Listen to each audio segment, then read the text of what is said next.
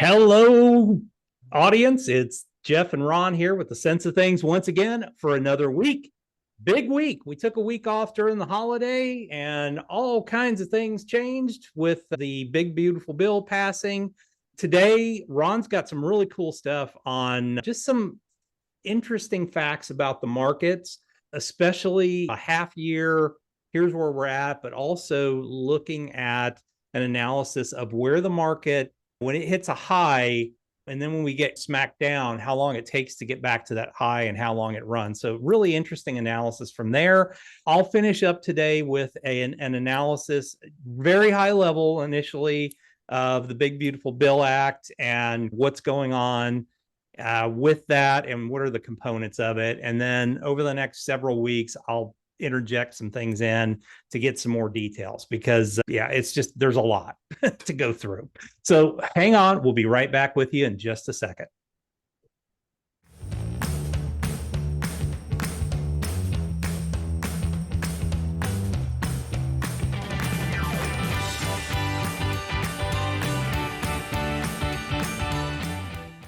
Hey folks, thanks for joining us on the Sense of Things. Ron, how are you doing, my friend? Good morning. Doing well. So we had a week hiatus there for the holiday, and of course, nothing happened. It was quite boring. There's nothing going on in the market or the world. Yeah, and Texas here, Central Texas, we got pounded with rain. Oh my God, that flood! I cannot believe. Yeah, heart goes out to the 187 people who are still missing and the 120 that we've recovered at this point. I couldn't imagine being the first responders going out and trying to find It's people. insane. And just some unbelievable heroes during this whole time period. There was one specifically, one of the Coast Guard rescue swimmers who personally rescued like 120 people.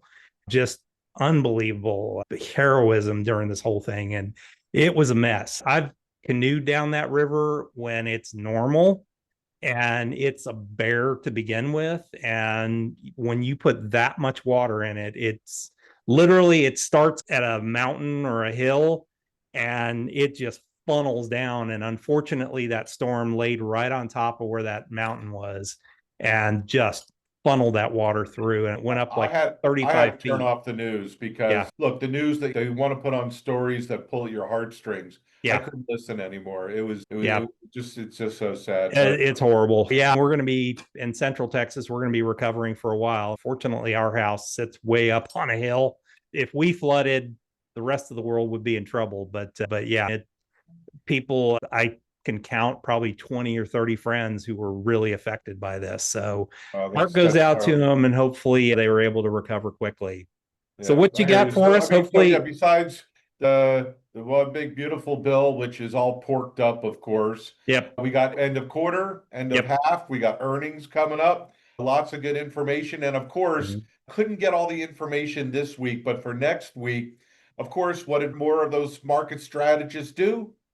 Change the price targets for. Of course. So this would be the third time, if you think about it, since December. In 6 months, in December, then a lot of changed again during the tariff tantrum. And so it'll be interesting to see who you really want to follow and go from there. And then, of course, we'll post what we did because we didn't change anything. Nope. I'm not changing anything till year end. I think we'll be right where I think we're at. So I hear you. Ready? All right, let's get going. You got some fun stuff for us. Yeah, so some fun facts. We did 5 last week. We did 5. We're going to do 5 this week.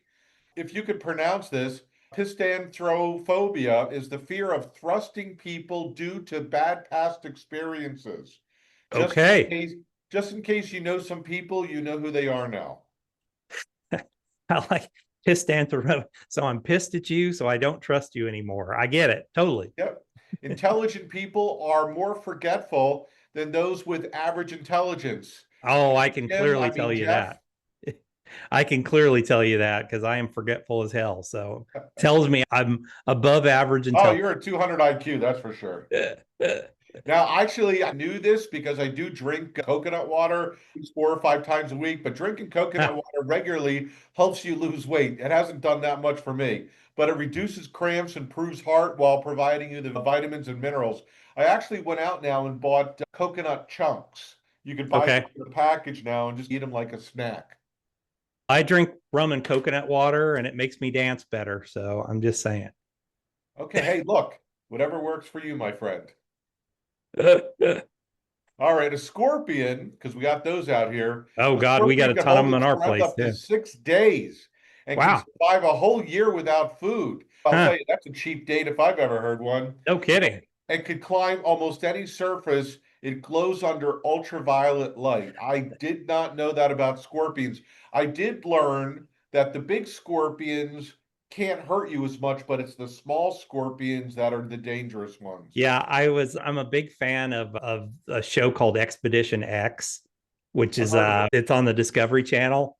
And they were down in Mexico doing an investigation like in the Mayan ruins or something like that. And there was a cave, and the main guy he's going to go up to the cave, and so he flashes a ultraviolet light, and it's just literally like scorpions everywhere. No, I don't think so. I'm not going in there.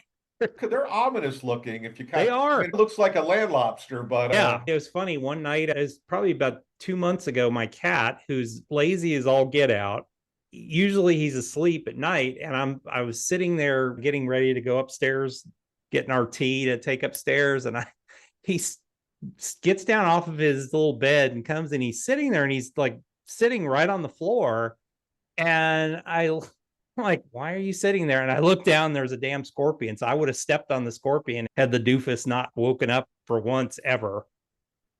oh, I hear you. I don't know how big they are by you, but by me, you need the exterminators to come out Yeah. and keep them out of the house. You may see them outside, but Yeah, not. we I usually can haven't keep seen them any in out. almost 3 years. Yeah, it's just been when we have rain, that's what gets all of them inside the house. They all start to try and come into the house. So we're constantly spraying around our doors and everything, any of the entry points. Gotcha. All right. And the last fact is adding vodka to your shampoo can strengthen your hair, prevent dry scalp, and stop dandruff. I am a vodka tequila man. I have not Okay. tried this. Once again, rum and coconut water. I'm sure I'm sure I could pour it over my head, and I'd have wonderful hair then too. I've been thinning, so what can I tell you?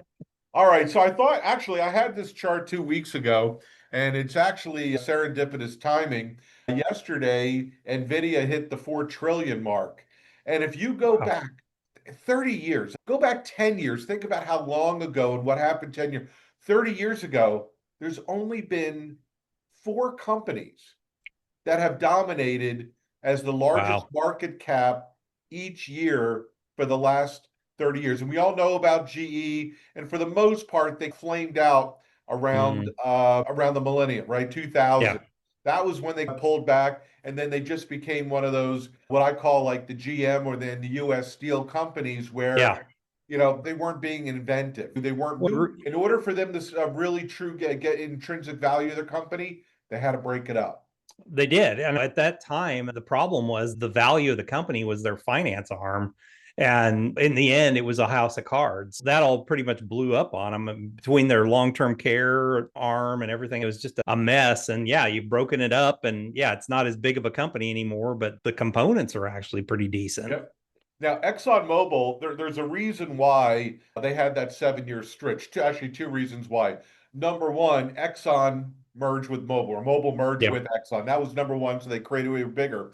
But also, number two, for a couple of decades, oil always vacillated in the $25 to $40 range per barrel.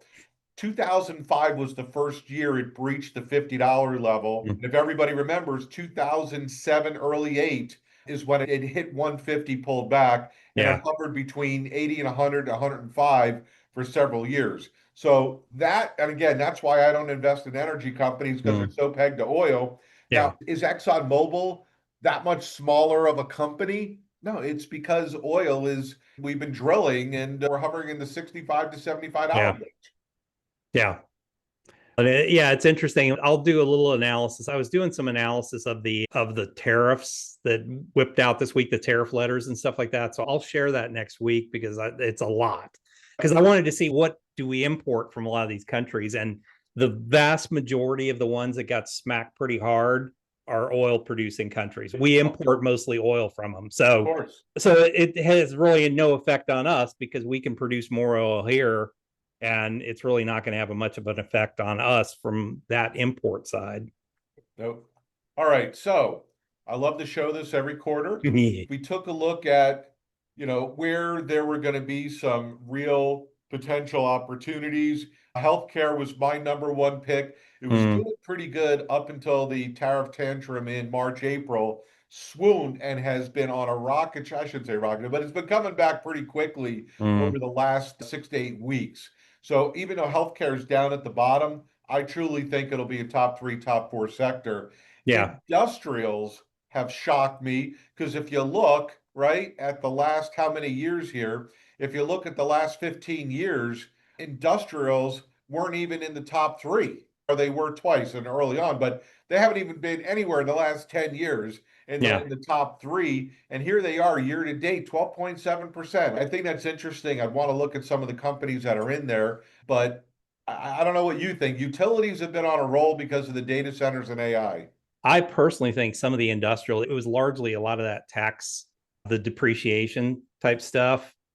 A lot of these companies are going to have the ability to build a crap ton of plants and things like that, and they're going to get accelerated depreciation on them and everything else. So I think that's a large portion of it. And I think a lot of the onshoring back here, it improves jobs, and I think people are rewarding these companies a little bit. Yep, no, I agree. So we'll have to look at this again. Yeah. Interesting that utilities are hanging in there. Yeah, I'm not going to say they've shocked me, but certainly with the financials, they're really not going to make money until the Fed lowers another at least half to maybe a full point. Yeah. Just for money. I know it lowers their interest rates for borrowing and things like that, but they just started making some real money on loans and things like that. But financials, they're in our business. They're in a lot of other businesses now other than just taking deposits and lending out money. Yeah. That kind of shocked me a little bit that they're still up there. Well, it'll be interesting to see that if we start to see interest rates pull back, are the credit card companies going to start pulling back their literally usurious interest rates, which, I don't know. I think it's going to take Congress coming in and popping them in the face and saying, stop this. I've only heard a couple of people in Congress talk about the egregious credit card rates. But here's the other thing, too.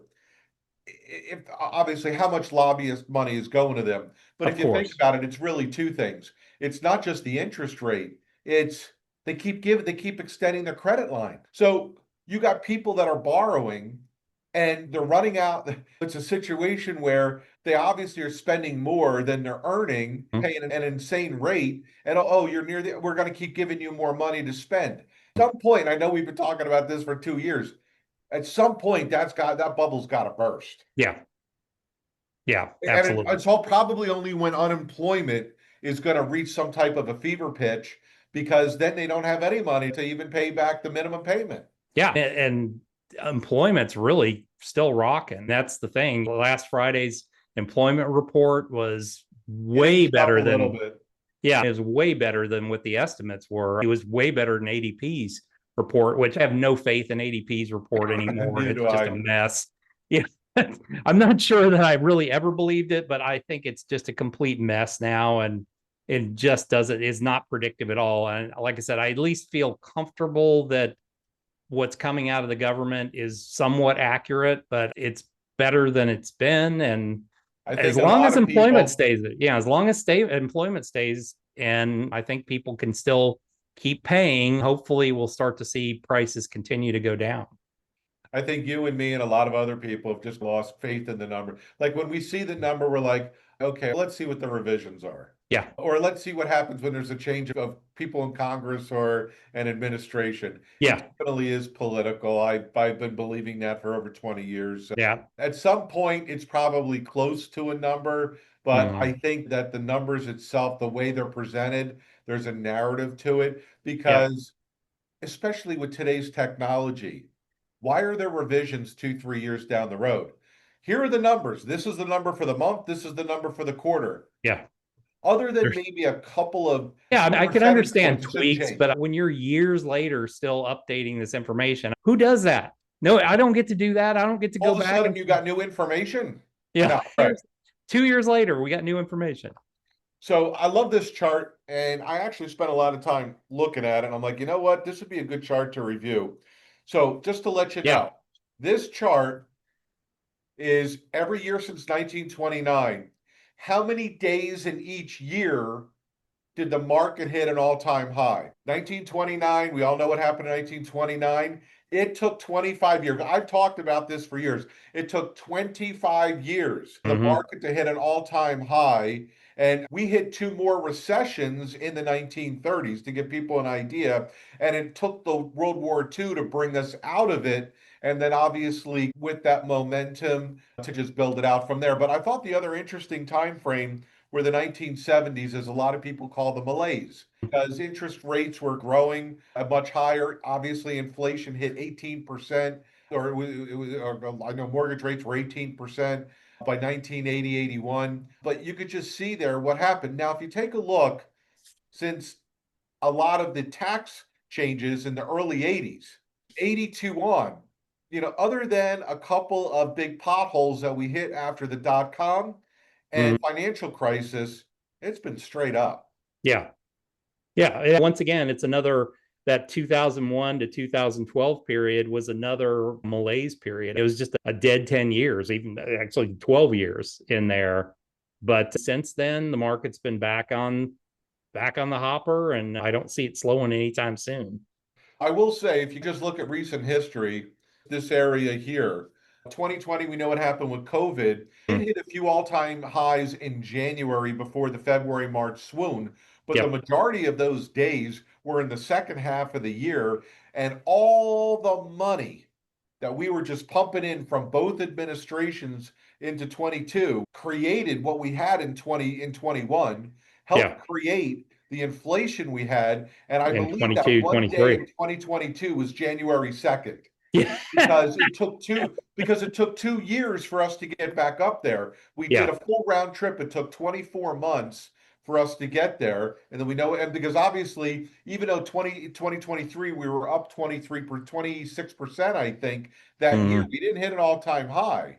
Yeah. And of course, 24, it just took off. Yeah.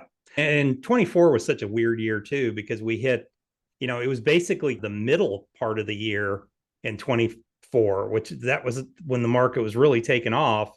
After the election, it went sideways for a little bit.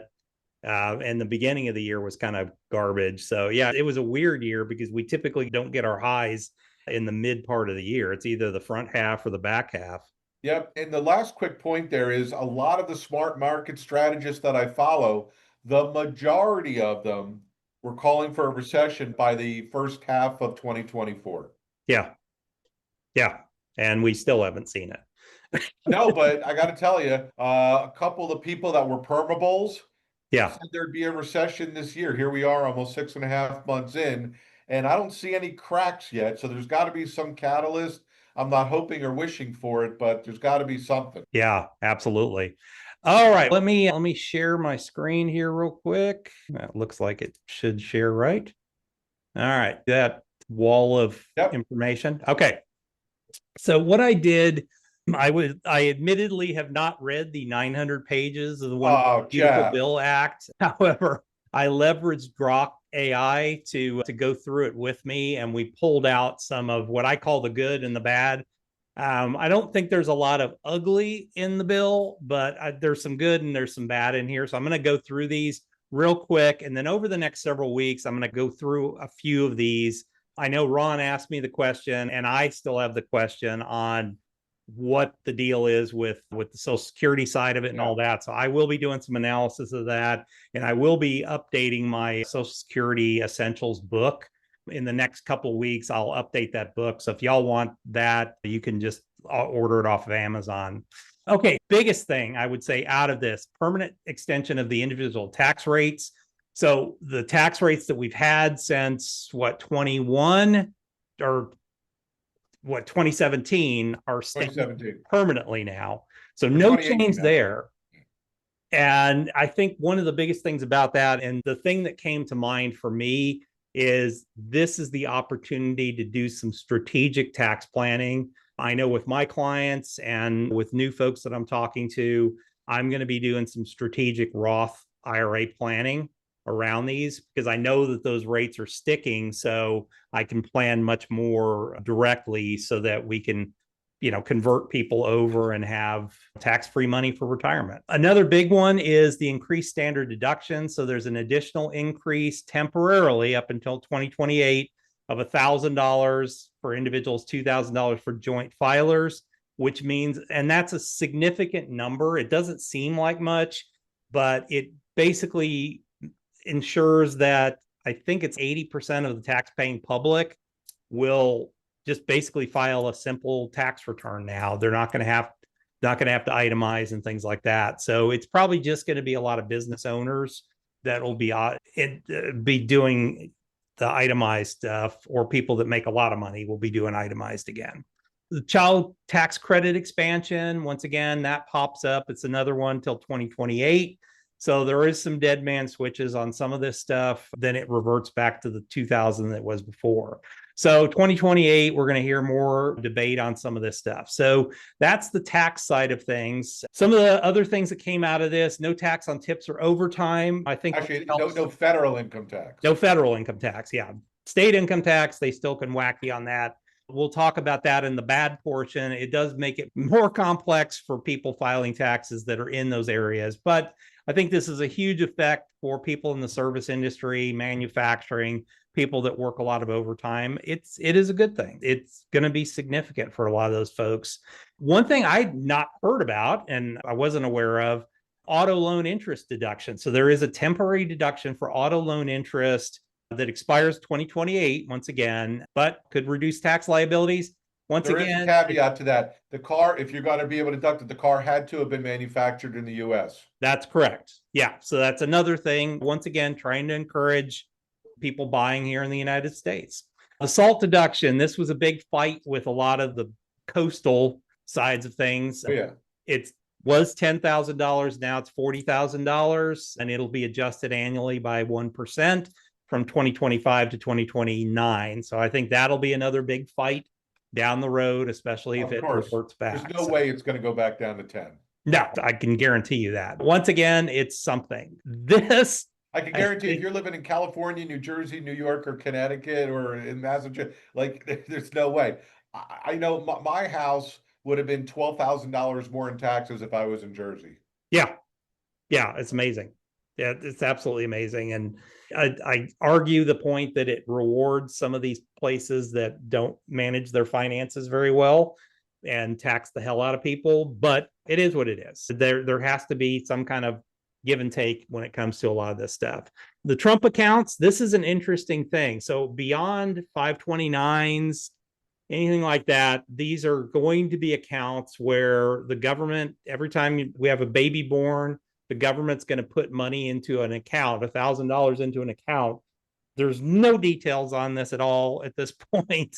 It allows the parents to put in an additional $5,000 tax-free until age 18, and then it can be converted to an IRA account. I think it's an interesting idea. I think it's going to be a ginormous nightmare trying to do this. And I can tell you right now, after surveying multiple of the big financial firms, I can't even find even a remote mention of, hey, we're working on this idea at this point. What's the other problem? Is this pre-tax or a Roth? If the government's putting in and the parents could put in $5,000 a year, if the parents are putting that in, are they then getting a tax break because it's pre-tax, or it's post-tax and it's going in as a Roth? So can it be converted to an IRA, or is it going to move into a Roth? Ron, you're asking. I hear you. You're asking the government. They just put this shit together, man. They don't really. There's nobody's actually said, here's what the rules are. Inquiring minds want to know. That's exactly right. It's one big, beautiful bill, dude. Finally, Social Security and retirement benefits, reduce taxes on Social Security. I still don't understand or know. And once again, the devil's in the details. We'll see. I think part of this, it would have automatically been because we've raised the standard deduction. And for people that are largely on Social Security, they're probably not paying taxes anyhow, but we'll see how this all works out. From what I understand, it's tiered based on household income. Yeah. That you would either pay less taxes, and the more income you make, you're going to pay the full tax boat. So Yeah. that's from what I understand. But again, who's I the haven't been able to get any I, definitive details. no clue. Yeah. Once again, I'm going to be revising my Social Security book, so I'll be spending a lot of time on this. The next couple of weeks, just look for me to have some stuff on that for you guys. Okay, job creation and lower energy costs. We're drilling like heck, so hopefully we'll see lower energy costs there. But there's only a certain point that can go down to, and then it becomes unprofitable for those oil companies. So it's a balancing act when it comes to it. All right, let's get into the bad. Increased national debt. The Committee for Responsible Federal Budget estimates $2.4 trillion of deficits over the next 10 years. They also estimate 1.8% growth, which if we grow, let's say 2.5% to 3% during that time period, which is possible with a lot of the tax breaks for businesses, it doesn't create that. Depending on the Our side national of debt's going to be 40 trillion by next year. Who knows? Who knows? And it also doesn't take into effect the money coming in from tariffs coming in. It doesn't take into account at all anything from tariffs, which we've already seen 100 billion in tariffs. But here's the other big thing. As part of this bill, they increased the fiscal limit. Yeah. Okay. So what is that telling you? That means we're still spending more than we're taking in, and we're going to be for a while. Yep. Totally. That's why it's in the bad column. Well, that's why the debt's going to go up. That can't go down. If you're increasing the fiscal limit, give me a break. It's crazy. Yeah. Yes. And I never put it past Washington to go, okay, we're going to stop spending as much money, or we're going to start spending less money. They always want to spend more, and I don't care who's in office at the time. Potential cuts in programs like SNAP and things like that. It really isn't in the bill, anything cutting this, but there's potential cuts. So we'll put that in the bad side here. This is a political football with Planned Parenthood. Yeah. I honestly think it is a bad thing, because I know, like, when I married my wife, this was a big thing for her. That's where she got her annual physicals and all that stuff done, because she didn't have a lot of money at the time. So they serve a good purpose. However, now I'll go the other side of the coin. They also have put themselves in a really bad position, because they've taken a political position instead of saying, you know what, we're here for our community. They've taken a political position. And when you do that, you can get smacked pretty hard. This is an interesting one that it came up in Grok. I've got to really dig into this a little bit, because I've not heard anything about this. Medicare Savings Program restrictions. It's blocking enrollments in MSPs, causing 1.3 million Medicare enrollees to lose coverage. I'm sorry, I don't believe that. So I'm going to dig into that a little bit more to see what the details are of that. Sorry, this is behind my screen, so give me just a second here. No, but I will tell you, one of the things that I heard, and I didn't know this, apparently in order to qualify for Medicaid, you can't make more than a certain amount. Yeah. And I can't remember what that amount is, but they said there's 40 million Americans that are at or below that amount that are qualified for Medicaid. And they said there's 70 million people that are getting Medicaid. Yeah. So again, there's always circumstances, family, whatever it may be. So that was one of the reasons why. Now, of course, should that threshold be higher?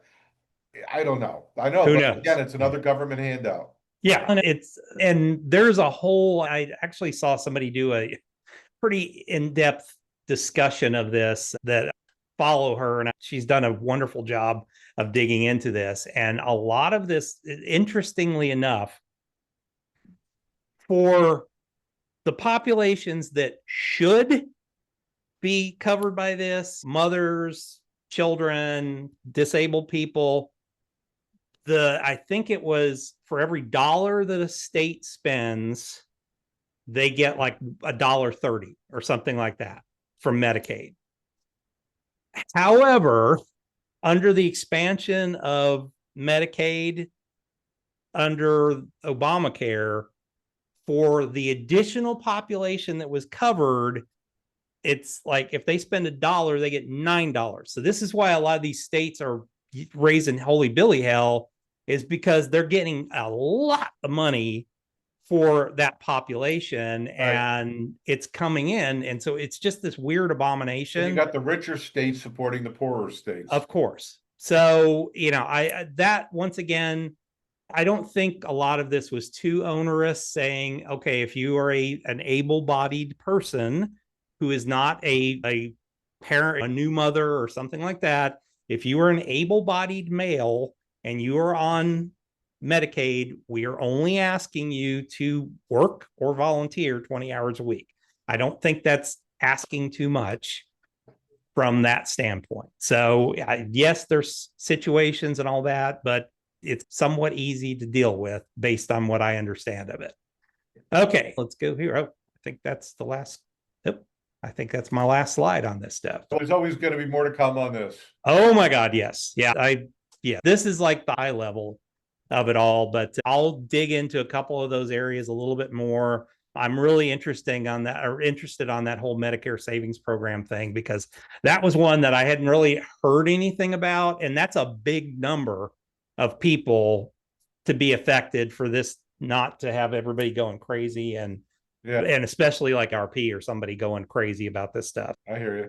Until next week, never a dull moment. Absolutely. Good thing is we got plenty of stuff to talk about. I'll share my analysis of the tariff letters next week. It was too much with this stuff today. Everybody, thanks a lot. Hopefully you enjoyed this. Hopefully this gives you a little bit more of an idea, and we'll cover more of it as we go. Just make sure you subscribe to the channel. Make sure you comment on this stuff. Love to have that. I don't want to have a bunch of political discussions with you over the comments, but certainly if you have questions and things like that, share that as a comment, because it helps everybody. So thanks a lot, and we'll see you guys back here the very next time.